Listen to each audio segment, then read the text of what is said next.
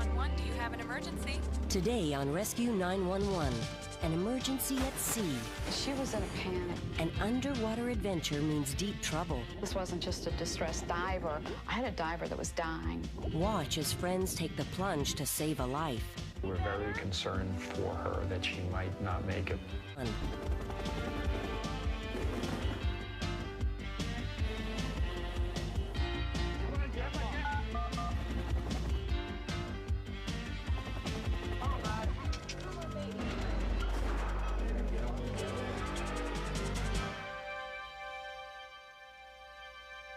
Life should not only be measured by what we get out of it, but also by what we do to help others. I'm William Shatner. Tonight, true stories of real heroes whose concern and confidence make a difference on Rescue 911. We begin on October 11th, 1992, as Jody Farber and a group of friends were enjoying a diving trip off the Florida Keys. Experienced divers, they were all too aware that the sea is not forgiving. This is an annual event that we come down to Marathon for a 4-day dive trip. You're clear, Johnny. Mark James and his wife, Pat, had only been married a month. How's that? Pat's a very conservative diver. The first day she was a little too scared because of the current. But the second day, we had no reason to believe that anything was going to be out of the usual.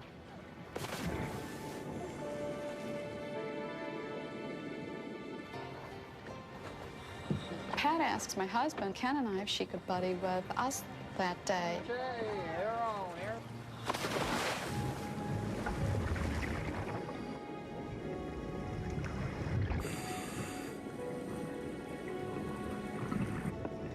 On this 60-foot dive we were doing, Pat stayed real close to us.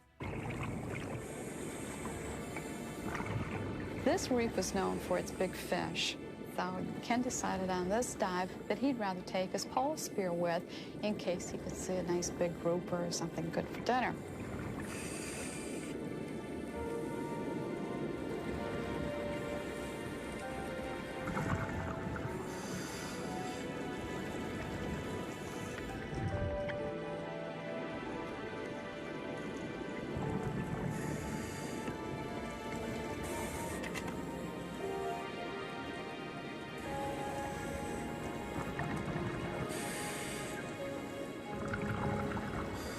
I had just checked and made sure that we all were okay, that we all were at 1,000 pounds of air. And I was looking around to see what else there was that I could play with or what else I could take some pictures of.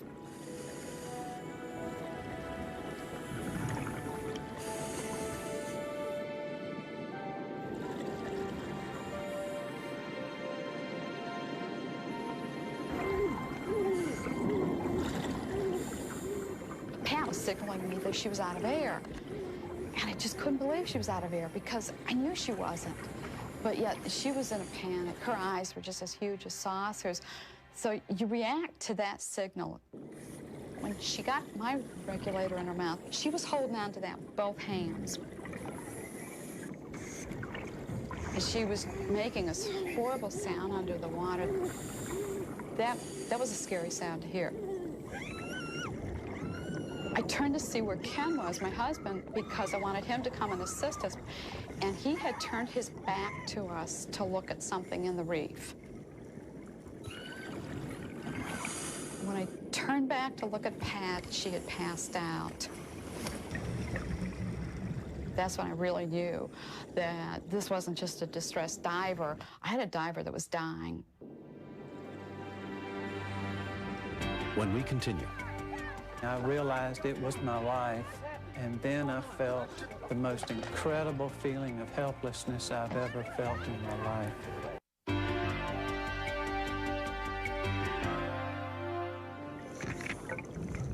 while diving 60 feet below the surface in the Florida Keys, Pat James passed out, leaving her life in the hands of her friend, Jody Farber. The main thought in my mind at that point was just to get Pat to the surface as fast as I could without us dying or both of us getting bent.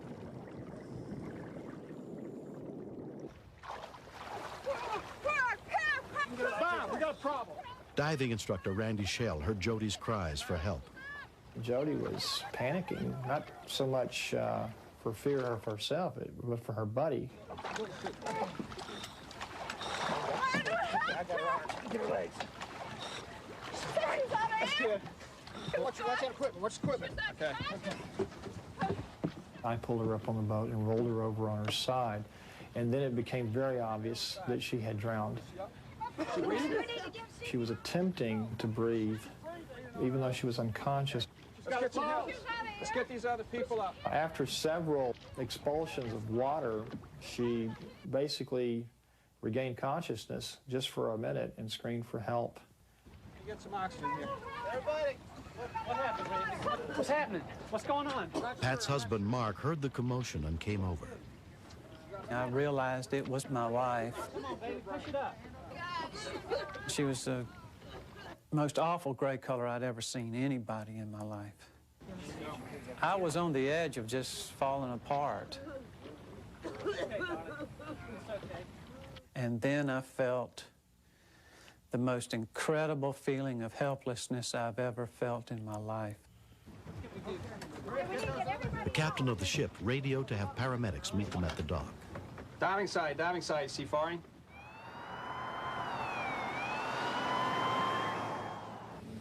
Throughout the 40 minutes it took to get Pat back to shore, they continued to give her oxygen. Randy and everybody kept saying, oh, you did good, you did good. But my thought was, I did good, but did I bring up a vegetable? Was Pat going to be okay after all of that?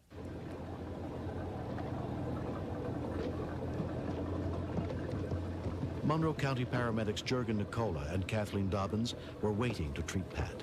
Okay, what happened? When we got on the boat, she was curled up in a ball, almost in what I would say a fetal position, and she was breathing, but you could hear that there was bubbles in her lung sounds. Let's get her on her left side. It was pretty conclusive that she had a lot of salt water in her lungs, and she wasn't getting enough oxygen into her bloodstream because it was filling up with water. Okay, all right, Pat. So in a sense, she was actually almost drowning in her body fluids. Hey, Pat, how you doing, Pat? Huh? Her blood pressure was dropping and her pulse was increasing. All right, good flow. We got a good flow here. I'm gonna tape it down. Okay. Pat, how you doing? How you feeling? We were very concerned for her that she might not make it. Okay, I'm gonna get Pat on her left side. Med 6, okay? Fisherman's Hospital, priority 1.